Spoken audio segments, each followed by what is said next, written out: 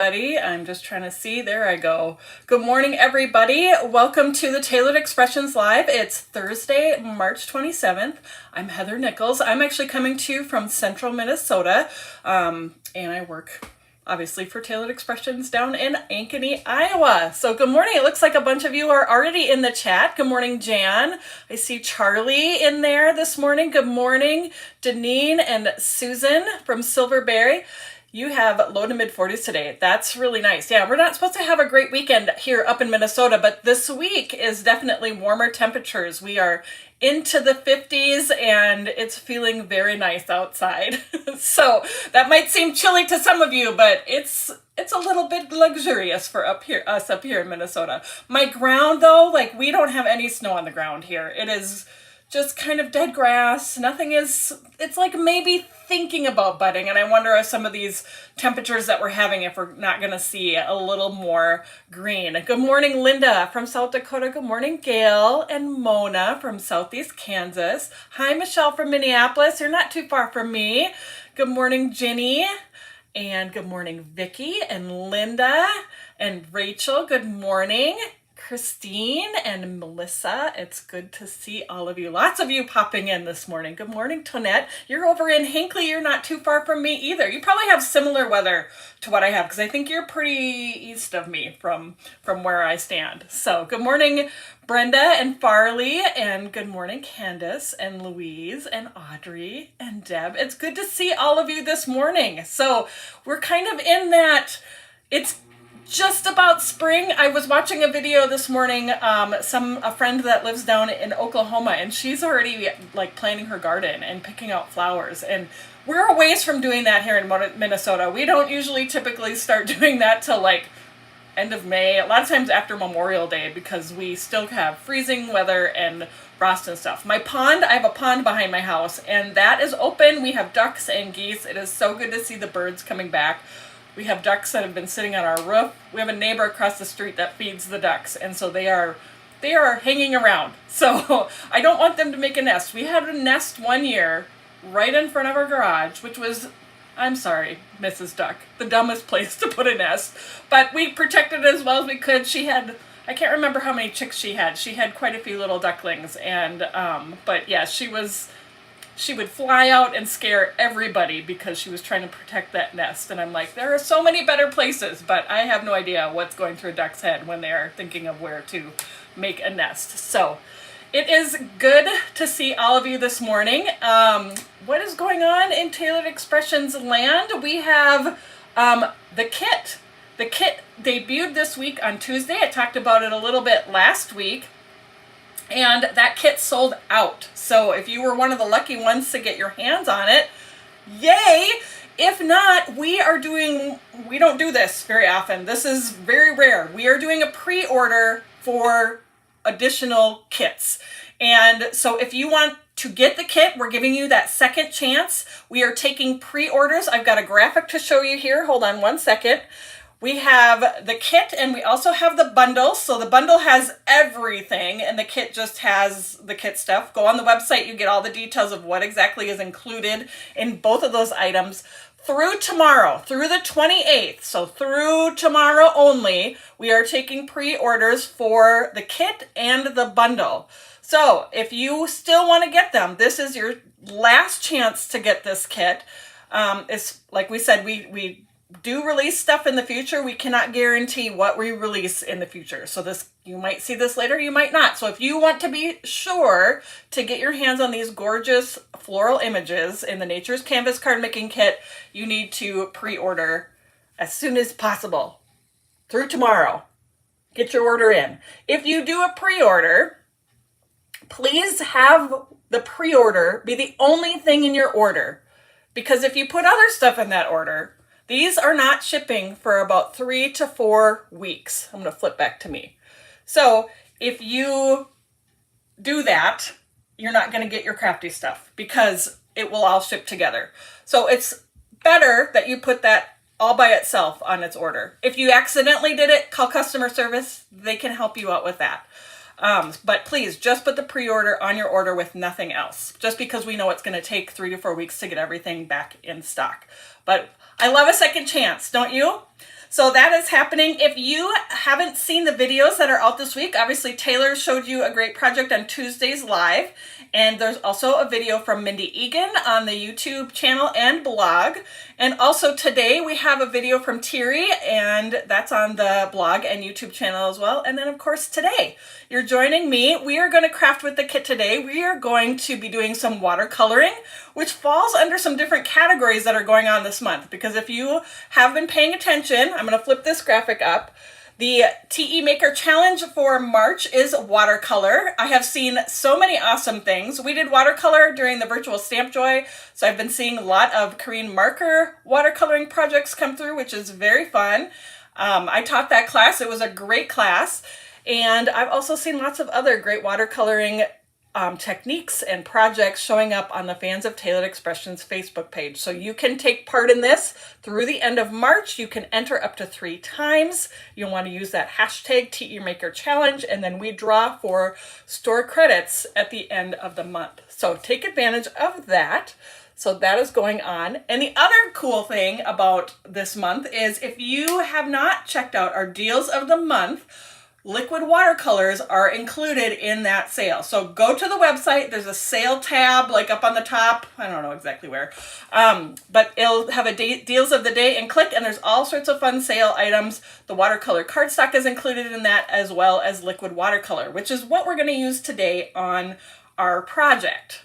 So yes, lots of people are excited about their orders, and they are shipping, the people that got in on the first one.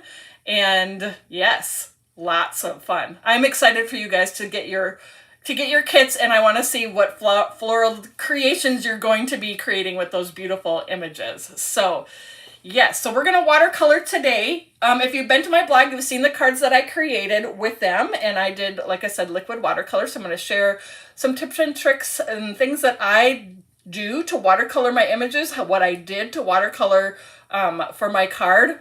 I am not your all-encompassing watercolor guru. I am learning as I go, just like all of you. And I go back to what I've told you before. Practice, practice. If it's something that you want to learn, a technique you want to learn, the more practice, the better you're going to get. So we'll get to that in a second, but I'm sure that some of you are wondering if I have any tea to spill today, which I definitely do, and I just saw Valerie's comment, spilling any tea today? I sure am. I mean, as long as I have it, I might as well, right? So next week, we actually have a couple of releases coming your way. I don't know if you remembered last spring, we did a whole lot of Throwback Thursdays, which we then released some different products from kits and other things into the TE collection. So we have one of those coming next week. But we also have it's called our For Her release. So this release is one to kind of focus on celebrating the women in our lives, mothers, grandmothers, aunts, friends, daughters, whoever you would want to celebrate. And so we do a release based on that with some different things that you might like to create with to celebrate them. So I have a card to share. I have florals, because florals are definitely something that are a Mother's Day, I think, tradition, and who doesn't love flowers, right? So we have more flowers coming out. If you're in Virtual Stamp Joy, you already have this die collection, so you're going to see lots of fun inspiration coming your way. So we are going to be releasing the Fresh Florals kit that you guys received. So here's the card that I created with that. And I have a video coming next week that shows how I created that card. And if you notice, there's something those flowers are sitting in that are new too, and the sentiment was new, and there's a little tag that was new, and if you were fast, you saw all of it, but you can always rewind and freeze frame, right? So there's our first little sneak. And then later in the week for Throwback Thursday, we are releasing a kit. This is one that I designed, and if you loved the circle kit, you probably loved this kit too, and that is the Pieced Patterns kit. Is coming into the TE collection. We have some new additions to share with you, and I'm really excited for that to be something that we can create with all of the time. I know that those of you who have the kit, you can create with it anytime you want, right? But when we're designing products, we can incorporate, when we're doing projects for the design team and stuff, we try to use our current products, and I'm excited to be able to use that kit on a regular basis. So you saw maybe a few hints in there of a few of the new products that we're getting to go with that kit. So that's going to be next Thursday. And I believe that's Susan that's doing the live on Thursday. So I'll see you in a couple of weeks and for another Throwback Thursday. But so that's what's coming our way next week. Yes. Louise says, lucky me, caught the sale on the watercolors and the big bundle. Awesome. You're going to be all set to color the flowers and create all the things. So should we take a look at what we're going to create today? I'm going to flip you to my down camera and we're going to get creating.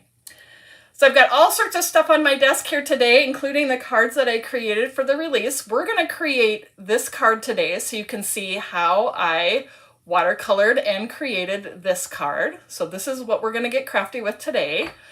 And this is just the other card that I created as well. So when I'm creating with my cards in general and florals, a lot of times I'm doing a whole bunch at once, and then I take my pieces and put them together to create cards. So you're going to see a little bit of that process happening here, but also learning how to color your image with liquid watercolors. And I'll show you what I did for this one. So we'll get to this part in just a second. The first thing we're going to do is we're going to need to do some stamping. So I'm going to move my stuff out of the way. Got my Misty. And let's grab the Nature's Canvas stamp set. This is what comes in the kit with 4 beautiful floral images, 1 border image, and 3 kind of flowers that you can cluster together. So we're going to grab the stamp set.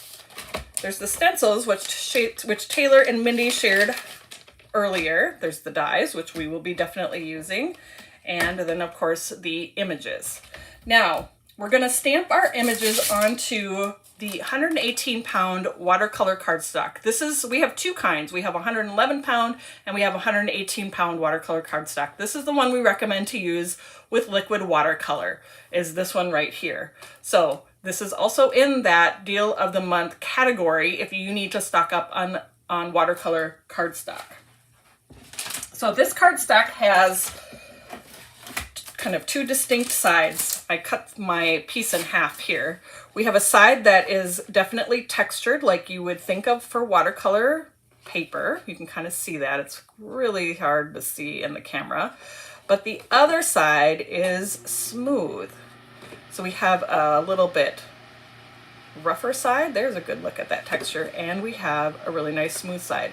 For stamping, it's really nice to use this smooth side because you know you're going to get a nice crisp image on there. You can stamp on either side if you want. It's going to be easier to stamp on the smooth side. And you can watercolor on either side. There's no really right or wrong side to this cardstock. So we're going to set this into the Misty. And like I said, when I'm doing something like this, I like to just go ahead and stamp a bunch of images. So I'm going to stamp a bunch more. Might as well. Just going to line these all up on here. And then, of course, you're going to want to use an ink that is compatible with watercolors. If you use a water-based ink, you are not going to have success watercoloring because when you touch your wet brush to the water-based ink, it's going to bleed.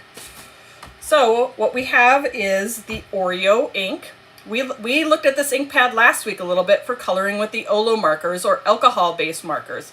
It's a hybrid ink pad, and so it works with alcohol markers and it's waterproof for watercoloring. So this little ink pad does a lot. It works in many different ways. It's a great one to have in your collection if you don't.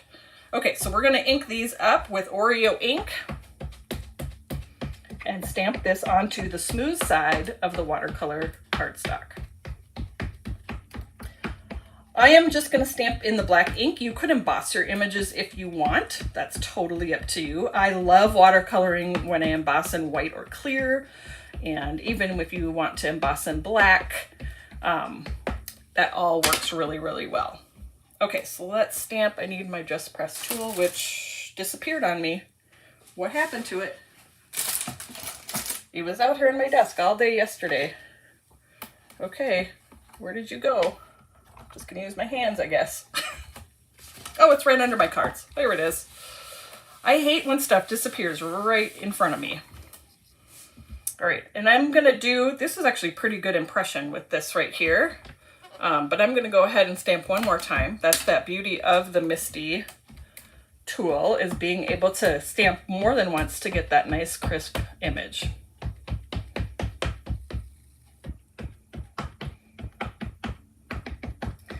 All right.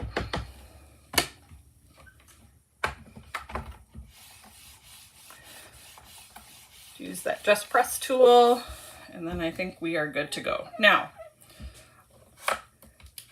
even though this ink is waterproof, I still want to make sure that it dries. And so you can use a heat tool to let it dry and all of that, or just let it sit. I like to let it sit for a little while and then go ahead and do the watercoloring.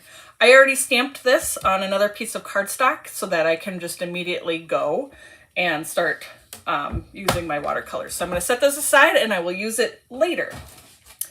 So let's pull this up and let me show you what I was working on. This is what we're going to color, that image right there. And I already have this one colored because I think it's going to take me a little bit longer to get this colored right now. And so this one is all ready, but you're going to use a lot of the same techniques on the daisy that I'm doing on the little poppy flower. Okay, so let's take a look at the liquid watercolors. When you order liquid watercolors, this is how they come, in little bottles like this. So it kind of looks like our re-inker or ink refill bottle, but this is the liquid watercolor. So our inks are a dye-based ink, but they are a little bit more permanent than other inks. These inks definitely can move with water. The ink refills don't always move as easily with water. You can try it if you want, but you're gonna have more success painting and doing coloring with the liquid watercolors. We don't have all of our colors in liquid watercolor, but we have a lot, and there's a lot you can do with mixing and different things like that. So really, literally, I have a little palette here. This one I got at the Blick stores, which is an art store. You can find these little ceramic palettes lots of places. You just need something that's a non-porous surface. You can even use your glass mat if you want to. I like to have the white background like that behind my colors. I just do, it's a preference. There's plastic palettes like this. There's all sorts of things like that. You can use an acrylic block. This is a tiny one, but I have bigger acrylic blocks. This is a great watercolor palette as well. So I've basically added drops of color into my palette, and I'm gonna pick those up with my brush. If you want colors to be not intense, you can add water.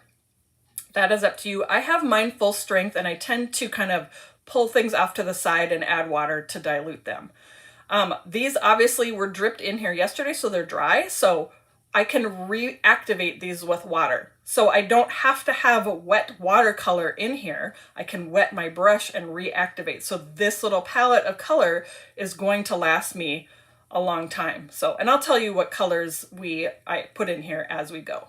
So you're gonna need some sort of palette. And like I said, you can use your glass mat. You can use a transparency sheet or anything like that as well. Now, you could just get your brush wet and dip into your color and paint onto your flower. There is nothing wrong with that. You can definitely paint that way. But there's different characteristics to watercolor that you can get different looks with. And one thing too about watercolor that you should know is it's really unpredictable. Shirley's asking about a new watercolor swatch sheet. I'll put in a good word. I don't know if they're working on that or not, because they're always working on things behind the scenes that I'm like, I want this, and they're like, done. And I'm like, okay. So I'm sure they're all listening right now at the main office as well. So watercolor swatch sheet is something that people would like to have. A new one. We have an older one. So watercolor, because of its name, it flows with water. It's really unpredictable. And that's one thing that it's not totally unpredictable, but the results can be a little bit unpredictable. And I think you just have to embrace that watercolor kind of does its own thing. And that's the beauty of it as well. I like to use different wet on wet techniques, which is what I'm going to do here. And as we go, I'll kind of talk a little bit more about different things that you can do. You want to kind of avoid colors bleeding into each other, which that's one of the things I'm going to show you here is how to watercolor this image without having that happen. So I'm going to start with a petal up here on the flower, and let me see, I can zoom in here a little bit closer. And I'm going to start by laying down, so I'm taking my brush, I have some water here, and I'm just going to paint that petal in with water. The cool thing about watercolors is wherever I put this water, that's where that watercolor is going to go. Now I don't want it to be too wet, and I don't want it to be too dry.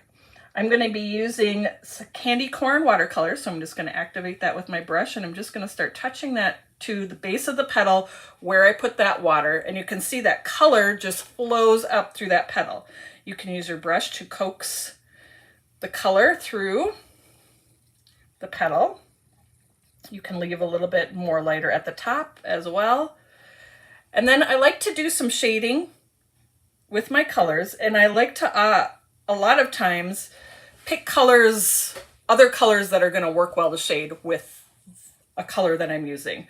For the poppy, just because of the look that I want, poppies are kind of that orangey red color, so I'm going to use a little bit of cherry pop. So I'm going to pick up some cherry pop here. I'm going to turn my thing, so I've got orange zest, here's cherry pop, and I'm going to add some shading right at the base of that petal,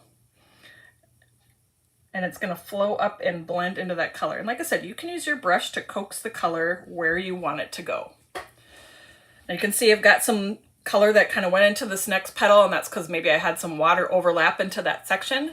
That's okay.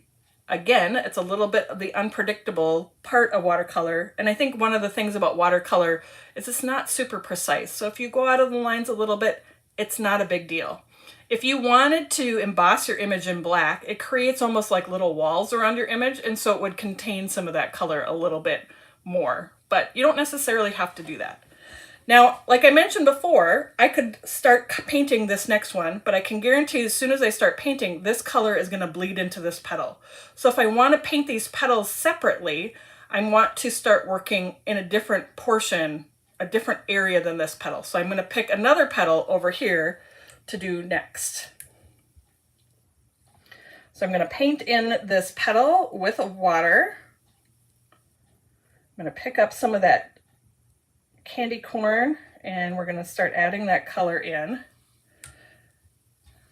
and pulling that up through the petal again, and then I'm going to add a little shading at the base. So I'm going to pick up a little bit of that red.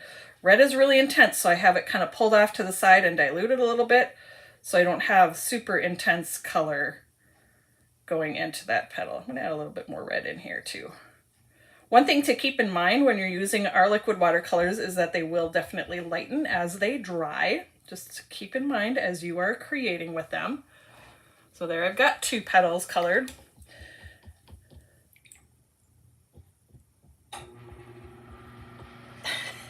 I'm living dangerously with my watercolor dish on my flowers. I would drip all over them. I am making sure my brush isn't super wet. I would also say, I'm going to grab it, I haven't grabbed one yet. My best friend when I watercolor is a paper towel, because I can, if my brush is too crazy or anything like that, I can just dab it off onto the paper towel. I didn't mention which kind of brush I'm using. I'm using a round brush. This is a 6.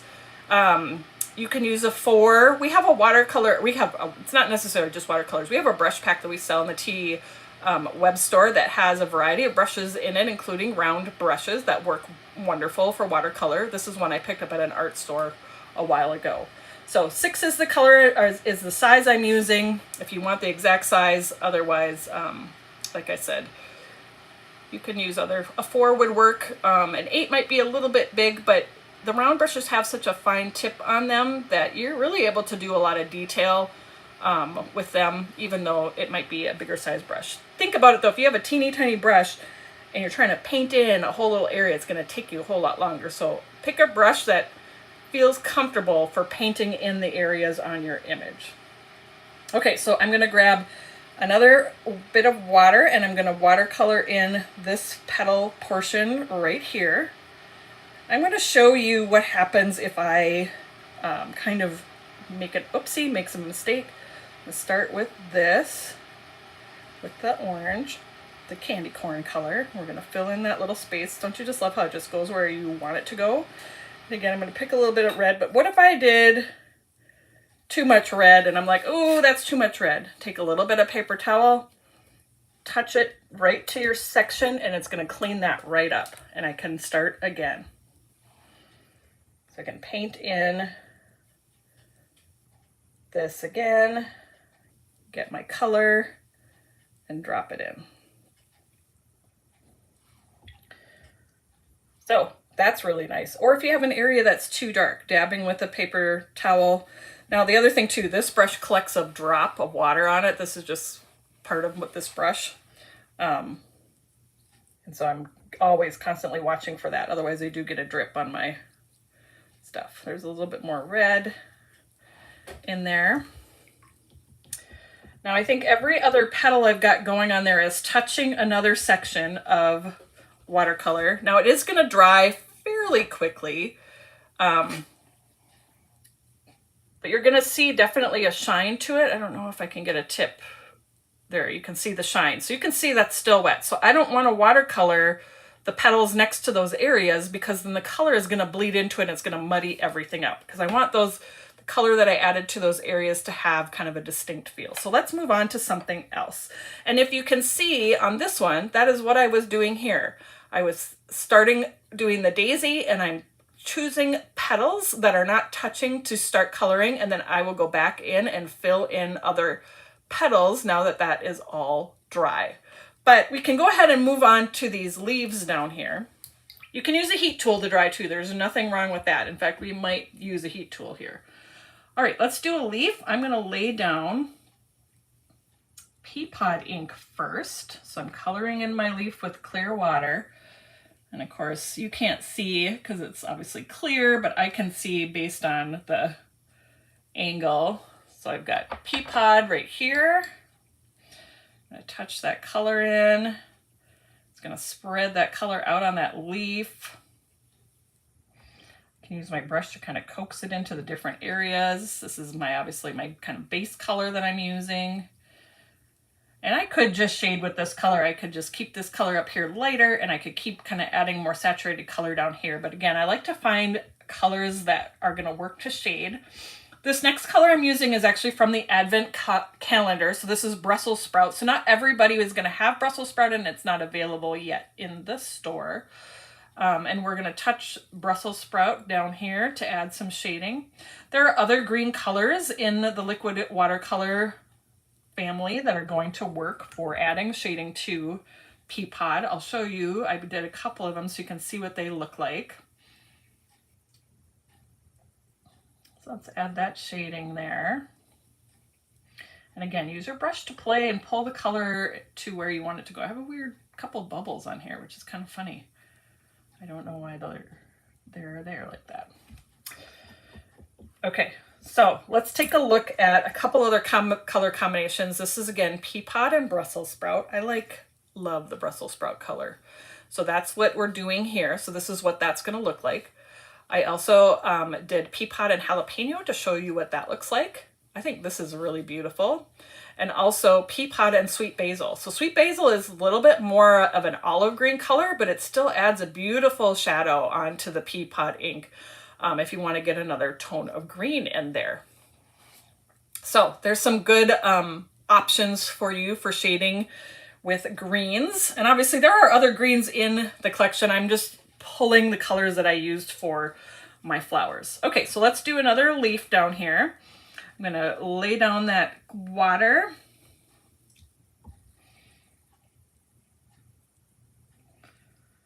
Lay down that water, and then we're gonna grab that pea pod liquid watercolor and pop that in there.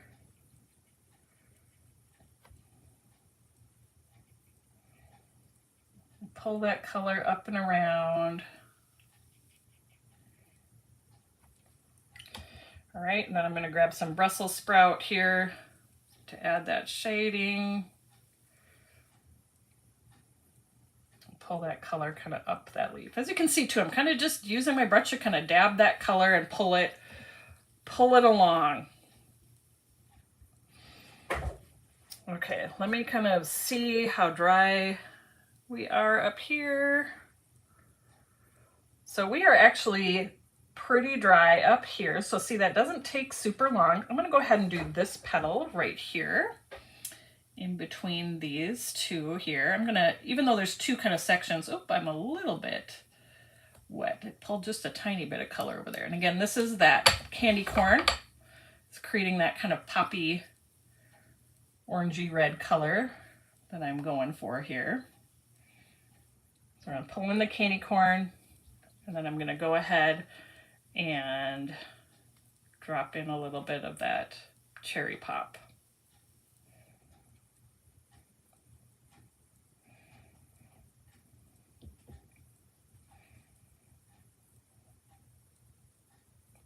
It's there. Let's do this petal here. I'm gonna fill in that with that clean, clear water. Some people do like to use 2 cups of water, more their dirty water and their clean water. I am not so good at keeping the clean water clean, and so I just kind of go for it with what I've got, just being transparent there. And then if my water gets kind of mucky or I can see that it's affecting things, I will go in and just rinse out my water.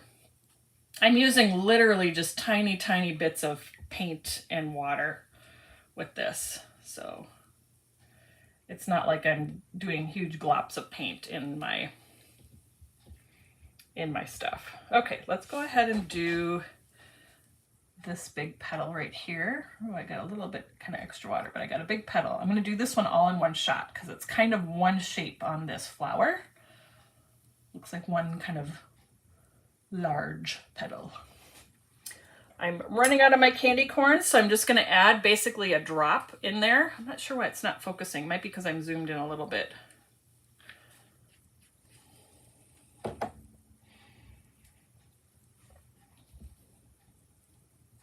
Oh yeah, I see you guys discussing the brush size. I am using a 6 round brush.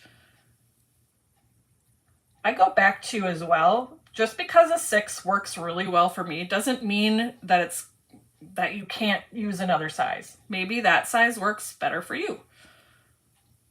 It's all about getting to know your tools, how they work, how you like working with them, all of that. The stuff that I'm always talking about. Okay, so we're pulling that candy corn color, and then we're gonna add that cherry pop there right at the base of this great big petal. So I'm just really literally dabbing, and that water is just doing the work and pulling that color right up through that petal. And like I said, you can always use your brush to kind of coax that edge.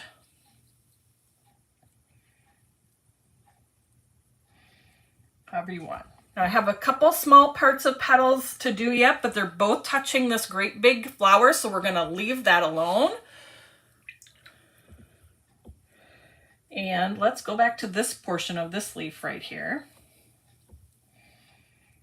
We're almost done with this flower, you guys. It really, and like I said, when I'm doing this, especially since I stamped multiple images, I am jumping around and doing petals and leaves and petals and leaves until everything is filled in and colored. So it's not like you have to worry about one image. You can really jump around. Okay, so we're gonna go back to our greens here. So we've got our pea pod. And I'm gonna drop that color in to that leaf. Again, use my brush to kind of coax that where I want it to go. I'm gonna grab some of that Brussels sprout and do that. Now I'm not mixing colors together for this project, but you definitely could. I have in the past, like if I wanted a darker green, I'll take the chocolate truffle and mix it with some of the colors to try to get like more of a deeper green. You can have fun with color mixing as well. But like I said, this project I'm going just right out of the bottle basically.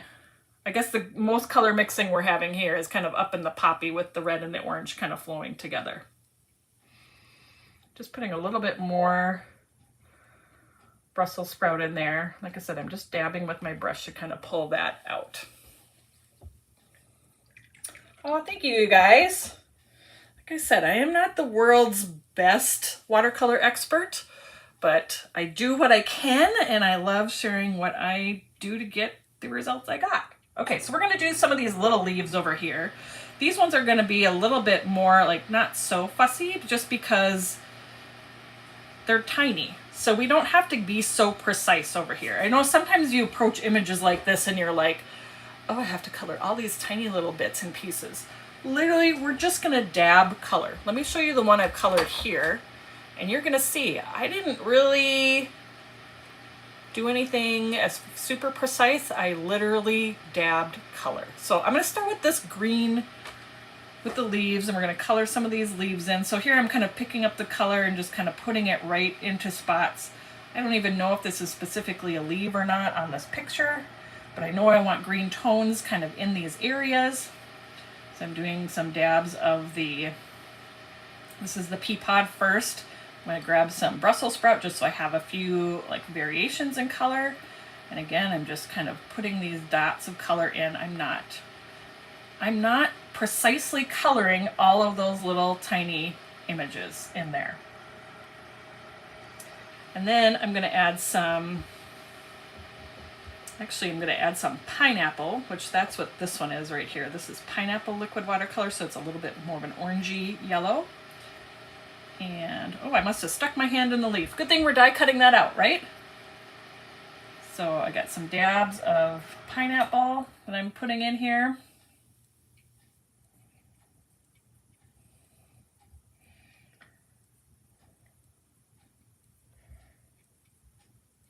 This flower I can color in maybe a little bit more, this one maybe a little bit more, but again, it's pretty small, so it's not super precise. And I'm going to go in with a little bit of candy corn. I'm going to dab some oranges in there. And again, like I said, I'm not doing anything really precisely. We're just literally dropping some color drops in there to suggest the colors that we want over in this area.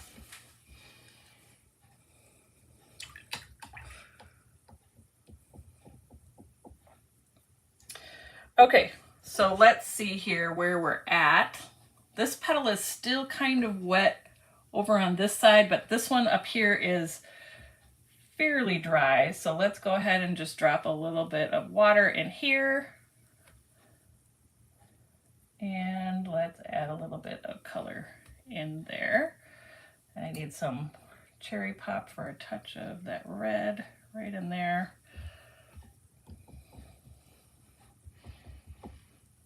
Now, sometimes you're going to see some of these feathery edges. They're kind of, I mean, and some of this is really beautiful with watercolor, some of this kind of stuff. If you want this a little bit smoother, you can go ahead and go in there and play with that edge with your brush and smooth it out.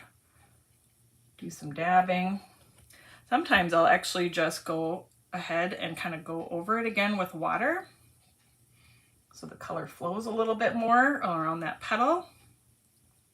So just because you're done painting an area of a petal or a flower or an image doesn't mean you're done with it. You can actually play with it a little bit more. Now, obviously, if you get your paper so soaking wet and you're scrubbing it with your brush, your paper is going to deteriorate.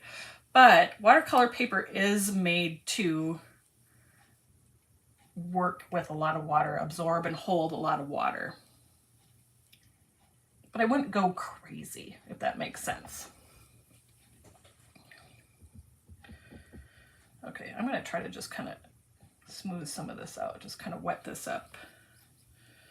See if I can clean up that little bit of stuff right around there. Like I said, we're going to die cut this, so as you can see, I can get that color a little bit wet. I can pull that up with that paper towel, real similarly to what I was showing you when I had an area that was too dark. I'm not going to worry too much about all of this, just because, again, we're going to die cut this leaf out in a little bit.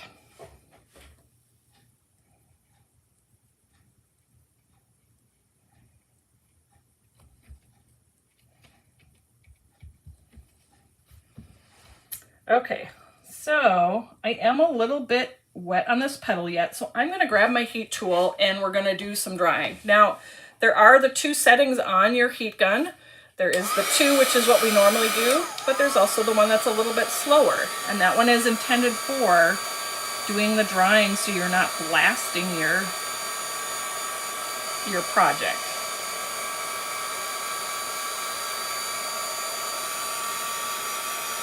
So again, I could just let this dry, but a heat tool works just fine too. I'm so close to being done with this image, so I want to get this, we'll get this dried up. Get that last petal colored. It looks like I'm pretty good there. I'm going to set this aside.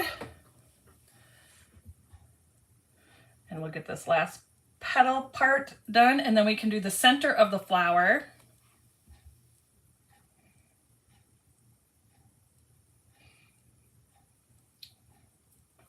And then we'll put our card together. All right, so we're going to drop in that candy corn. Pull that color up, and then we need a little touch of that cherry pop.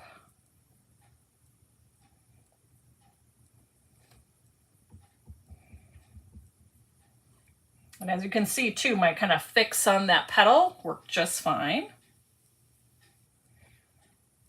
I feel like I must have had some yellow on my brush in there, so I'm going to drop a little bit more candy corn in there. Okay, now I'm going to do the center. This petal doesn't touch the center, so we should be just fine.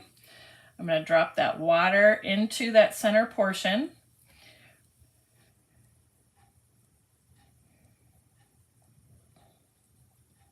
Get that all nice and wet. Again, we're not sopping wet.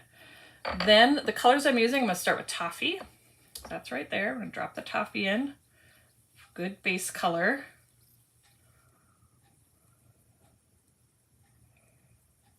And then we're going to add shading with chocolate truffle. Now, chocolate truffle is a pretty intense color, so let's drop that in kind of carefully. This isn't going too bad. Sometimes I have too much going on and then it gets really dark. I actually want a little bit more. Keep in mind, again, that all of this dries lighter than when you put it down. So I'm adding that shadow kind of to that base of that center that's kind of down at the bottom there. It's mesmerizing to watch. It's a relaxing way to color for sure. Okay, so let's dry that center so that we can, and we got a petal here as well.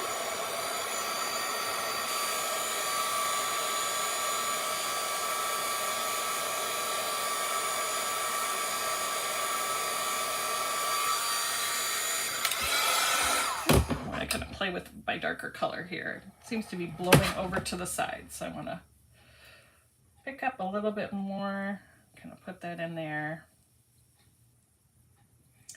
Now, like I said, I'm showing you kind of wet on wet techniques. There are so many watercolor techniques to color with. This is just one of them. It's one that I enjoy using. I think it really plays up what watercolor can do.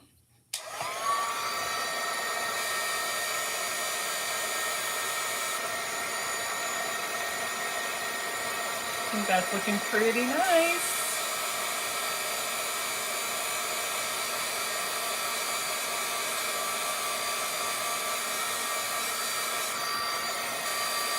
Okay. All right, so when we're done watercoloring, as you can see my paper, because it's drying fast, is curling up a little bit. If you're worried about your paper warping or curling, number one, remember watercolor paper can take the liquid, it really can, and you can put it under a book. You could, before you start watercoloring, you could tape it down. I don't worry too much about that. We're going to be die cutting this out, and in that process, these are going to kind of flatten out as well. So, all right. Now, I'm not going to show you this, but when you are all done, you are going to want to rinse out your brush. When you have a brush like this, You don't want to store it while it's wet up and down because you don't want that water going into this part of the paintbrush because it will wreck your brush. So make sure that you do it, and I usually just store my brushes to the side. So I'll rinse that out later. I have a water cup that has kind of a rest across the top of it like that. So that's where I'm going to set mine. Okay, so I'm going to use these two flowers on my card, so I'll save this one for later. So I'm just going to cut this apart. And let's do a little splattering because I cannot not splatter, right? So it's kind of funny. I like when I am watercoloring images, now you could use a water brush like this, but I prefer using an actual brush when I am doing my watercoloring. And this is just my splatter brush. This is my go-to for that. So I am going to pick up that chocolate truffle right from my palette though, because it's right there. So I'm going to pick up that color right there. And then let's go ahead and add some splatters. I'm just tapping that over my finger to add the splatters to the watercolored images. You know me, I love that rustic look. Now, make sure your image is dry because if I splatter on this, and remember I said color bleeds, and if you have wet petals and things like that, that color is going to spread on your wet image. So before you splatter, make sure you're dry. Okay, I'm gonna rinse this out of my brush.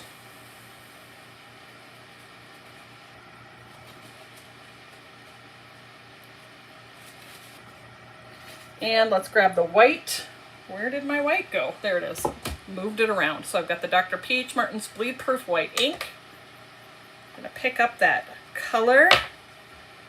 I like to kind of work it in my lid here. You can do this on an acrylic block or palette. And then we're gonna tap that and splatter away. That looks pretty good. I love a good splatter.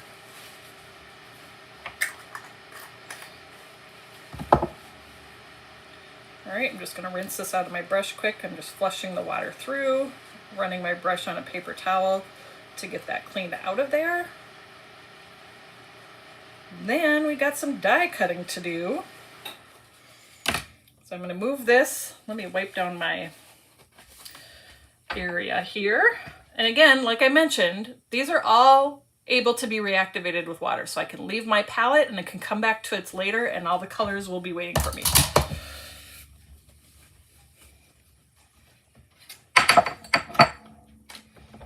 Move this up here, move my water kind of so I don't knock it down with my die cut machine.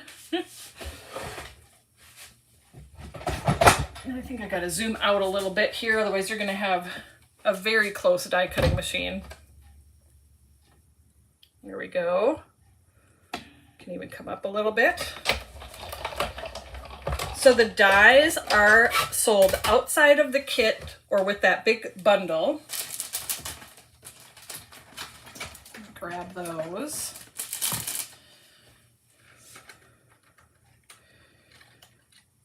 There's that one, and then here's one for the daisy.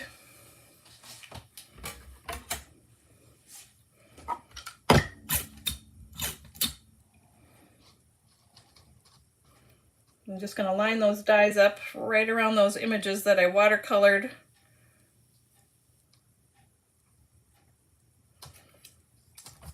Tape that in place. Let's get this one around the daisy. I think the other thing I love about these flowers too is being able to just play with the color, do pinks and purples, and I did more maybe rustic-y reds and golds and oranges, but you could have a lot of fun. There's so much inspiration with the design team projects.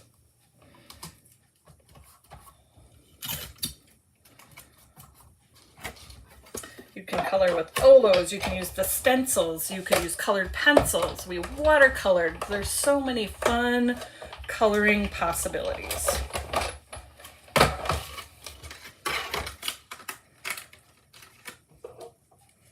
Here's our daisy. This one has a few more little bits and pieces in there, so I'm going to grab my little paper piercing tool so I can pop those out of there. There's my little poppy. Look at how pretty! Ah! Okay. I love getting excited about the things that you're making. And when the coloring just works, and then when you die cut it, it starts just coming together, it's the best. Okay, so we're going to cut out a few other things while I've got my die cut machine out. I'm going to use a frame from the Frame and Frame 2 die collection to frame my florals, as you can remember there. And I'm using latte cardstock for that. I have a piece here. So I'm using that largest frame from the Frame and Frame 2 die collection, cutting out from latte.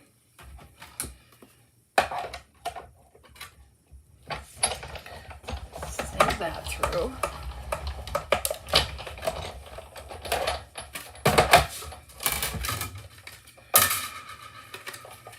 All right, so we got a frame.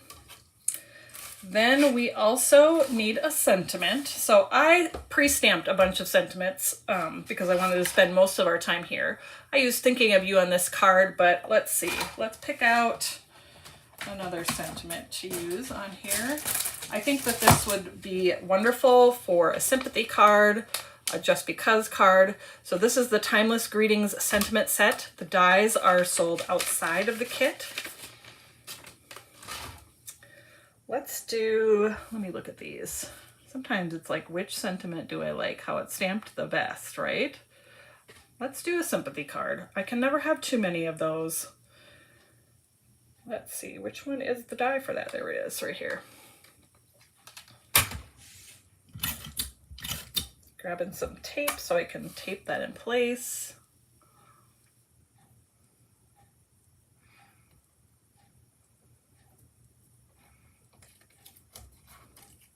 I'll just save my little sentiment page here to cut sentiments out of later. I'll just pop it right into the folder with everything.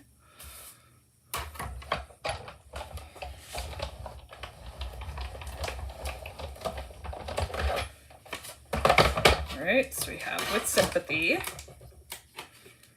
to add to our card.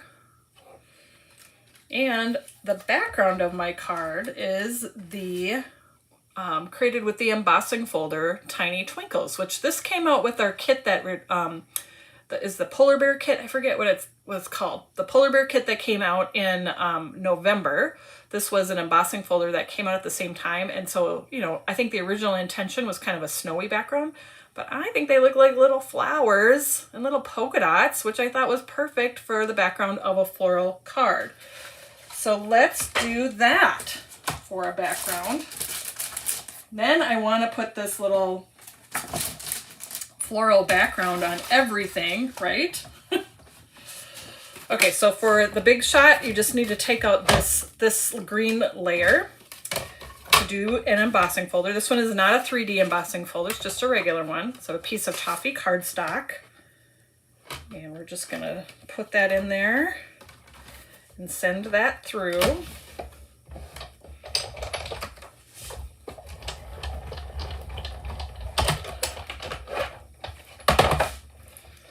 I love an embossing folder that adds just texture. So there's our background for our card. Let me put this back together so I don't later go, where is that plate? I'm probably not the only one that does that, right? Okay, so let's bring out our pieces here. We've got our background. We've got our florals. We've got our frame. Where did my sentiment go? There's my sentiment. I've got embellishments too, but let's get this part put together. And I've got a top fold card base. This is one of the heavyweight top fold card bases that you can order in a pack, which I love because then I don't have to cut and score anything. So let's have that ready to go. So I'm going to put the frame down first,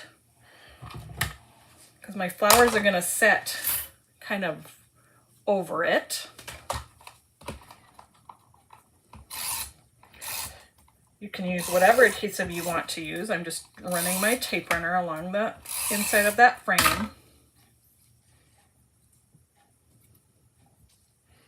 And let's just add that to our embossed background.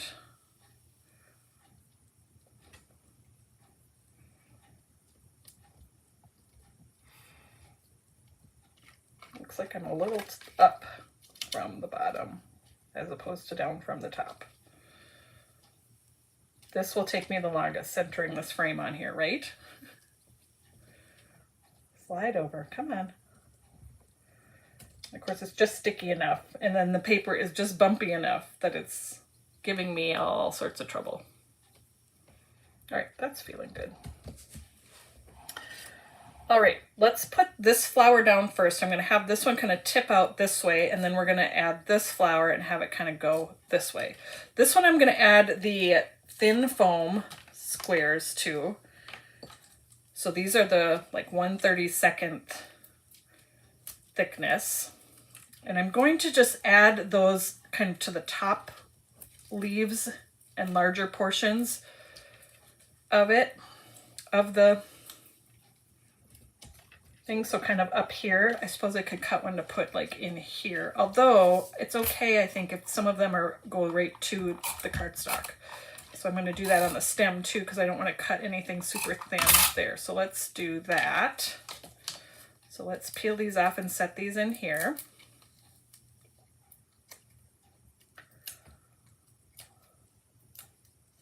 So this is going to kind of come out over the side, but not over the edge of the card. Like that. And then this one I want to stand up just a little bit more from there. So we're going to use the regular foam squares. So these are the 1/16 inch ones. And I want to make sure that they're not running into these here.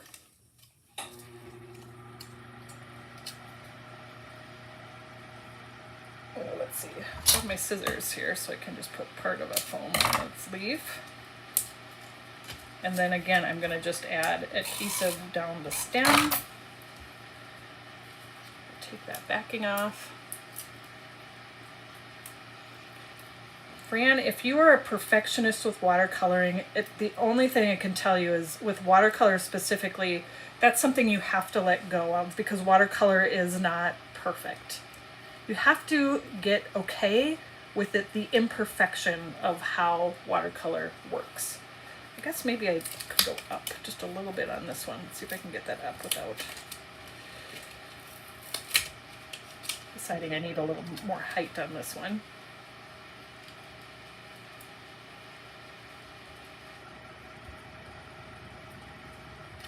There we go. So that gives us some even more dimension on that. So we've got that kind of texture in the background, but also this flower's popped up just a little bit more than this one on there. And then our sentiment is going to go right in here. So I need some foam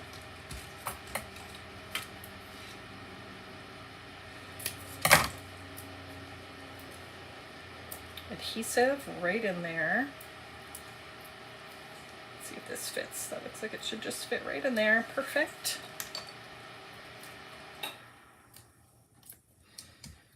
I apologize, I have a heater on that I usually turn off and it's clicked on a few times here in my chilly basement.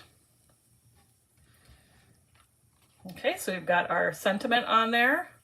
I think this, you could do so many different sentiments with these flowers. Sympathy, like I had a thinking of you on this one. But there could be so many different ones. Okay, let's add this to the card base and then we'll add our embellishments to it. So I'm just going to add adhesive right to that front of that card base. You'll notice I'm adding it to the card base and not to the back of my piece. So then I'm not worrying about smushing anything on the panel. I'm lining up, this is how I do it. I line up that top edge. Usually then that just falls in place with that bottom edge on that card like that. And the embellishment we're going to use is the new white foil drops. We're going to drop a few of those onto, I'm going to set those in place and then we'll glue them in place with a liquid adhesive. So let's see here. These are so fun because some of them have big chunks of foil, some have little chunks of foil. Oh, I just dumped a whole bunch across my desk. Why not? I'm gonna grab my card over here and we're gonna use that as a guide for placing my little gems. Just because if you are like me, you know that popping these gems on here can definitely be its own thing. It can take the longest. Centering my frames, placing my gems.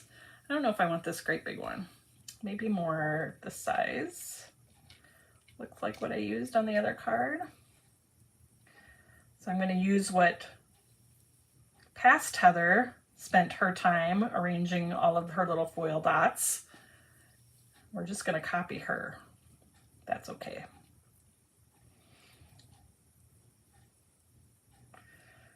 Put one up here. And I've got about 5 around. So I've got 3 across the bottom, and then we're going to do 2 on the top. So maybe one more tiny one. Like I said, now I have a nice little pile of gems to pick up there too. Okay, let me put these back in the bottle. So some of them are picked up. And we're going to use I Love Multimedia Matte for my liquid adhesive. And I've got my Embelly Jelly pick and place tool to pick up my gems.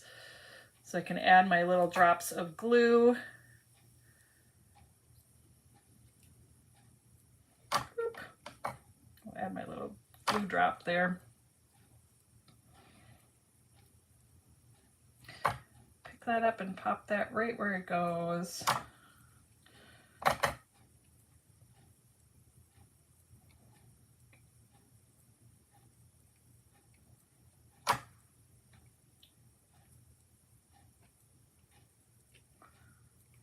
This quiet work. One more. All right, I think I've got all of them in place. And then let's take a look at the card we created today. So pretty. A whole set of these. How pretty would they be? And again, here's the other card I did with it as well.